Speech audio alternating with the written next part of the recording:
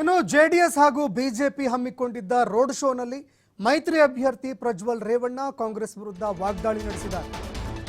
ಇಲ್ಲಿ ನಾನು ಚುನಾವಣೆಗೆ ನಿಂತಿರೋದು ಮೋದಿಯವರ ಕೈಯನ್ನ ಬಲಪಡಿಸೋದಕ್ಕೆ.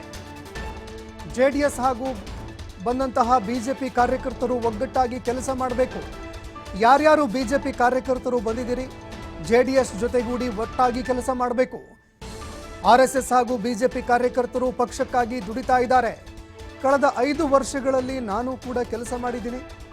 ಹಾಸನದಲ್ಲಿ ಬಿಜೆಪಿ ಹಾಗೂ ಜೆಡಿಎಸ್ ಒಗ್ಗಟ್ಟು ಪ್ರದರ್ಶನ ಆಗ್ತಾ ಇದೆ. ನನ್ನ ಕೆಲಸವನ್ನ ನೋಡಿ ಮತ ಕೊಡಿ ಅಂತ ಪ್ರಜ್ವಲ್ ರೇವಣ್ಣ ಮತಯಾಚನೆ ಮಾಡಿದ್ದಾರೆ.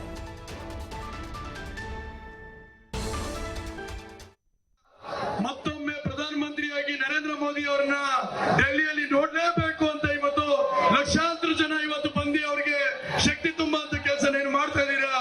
ನಿಮ್ಮೆಲ್ಲರ ಪ್ರೀತಿ ವಿಶ್ವಾಸಕ್ಕೆ ಯಾವತ್ತಿದ್ರೂ ಕೂಡ ಕೊನೆ ಉಸಿರಿನವರೆಗೂ ಈ ಜಿಲ್ಲೆಗೆ ದುಡಿಯುವಂತ ಕೆಲಸ ನಾನು ಮಾಡ್ತೀನಿ ಅಂತ ಹೇಳಿ ನಮ್ಮ ತಂದೆ ತಾಯಿದ ಸಹೋದರರ ಸಹಕಾರ ಇದೇ ತರ ಏಪ್ರಿಲ್ 26ನೇ ತಾರೀಕು ಚುನಾವಣೆವರೆಗೂ ಇದೇ ಉತ್ಸಾಹ ಇದೇ ಹುಮ್ಮಸ್ಸಲ್ಲಿ ನಾವೆಲ್ಲ ಒಟ್ಟಿಗೆ ಹೋರಾಟ ಮಾಡಿ ನಾನು ಒಂದು ಇದು ನೋಡ್ತಿದ್ದೆ, ಇಂಟರ್ವ್ಯೂ ನೋಡ್ತಿದ್ದೆ.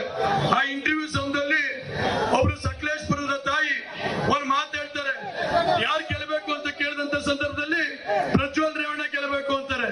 ಯಾಕೆ ಗೆಲ್ಲಬೇಕು ಅಂತಾರೆ ಅಂದ್ರೆ ಅವರು ನನ್ನ ಜಿಲ್ಲೆಯ ಮಗ ಅಂತ ಹೇಳ್ತಾರೆ.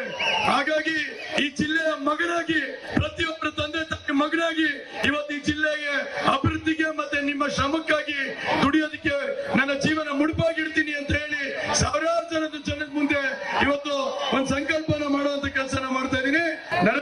ಪಕ್ಷದಲ್ಲಿ ನಾನಿದ್ದೆ, ಇವತ್ತು ಅವರ ಪರ ನಿಂತಿ, ಇವತ್ತು ಅವರ ಜೊತೆ ನಿಂತಿ, ಇವತ್ತು ನರೇಂದ್ರ ಮೋದಿ ಅನ್ನೋರ ಒಂದು ಶಕ್ತಿ ಮತ್ತೆ ಆಶೀರ್ವಾದದ ಮೇಲೆ ಜಿಲ್ಲೆಗೆ ಇನ್ನೂ ಹೆಚ್ಚುವರಿ ಅನುದಾನ ತರಂತ ಕೆಲಸನ ಮಾಡಿ ಈ ಜಿಲ್ಲೆಗೆ ಒಂದು ಕೀರ್ತಿ ಮತ್ತೆ ಗೌರವನ ಹೆಚ್ಚಿಸುವಂತ ಕೆಲಸನ ನಾನು ಮುಂದಿನ ದಿವಸಗಳಲ್ಲಿ ಮಾಡ್ತೀನಿ ಅಂತ ಹೇಳಿ ಯಡಿಯೂರಪ್ಪ ಸಾಹೇಬ್ರಿಗೂ ಇವತ್ತು ಬರೋದಕ್ಕಾಗಿಲ್ಲ.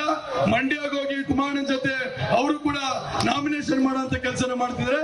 ಮುಂದಿನ ದಿವಸಗಳಲ್ಲಿ ಯಡಿಯೂರಪ್ಪ ಅಣ್ಣವರು, ವಿಜೇಂದ್ರಣ್ಣವರು ಮತ್ತೆ ದೇವೇಗೌಡರು ಸಾಹೇಬರು, ಕುಮಾರಣ್ಣವರೆಲ್ಲರೂ ಹೆಚ್ಚಿನ ಸಹಕಾರ ತಗೊಂಡು ನಮ್ಮ ಒಂದು ಶಕ್ತಿ ಪ್ರದರ್ಶನ ಮಾಡುವಂತ ಕೆಲಸನ ಮಾಡಿ ಖಂಡಿತವಾಗ್ಲೂ ವಿಜೇಂದ್ರಣ್ಣಗೆ ಭರವಸೆ ಕೊಡ್ತಾ ಇದ್ದೀನಿ.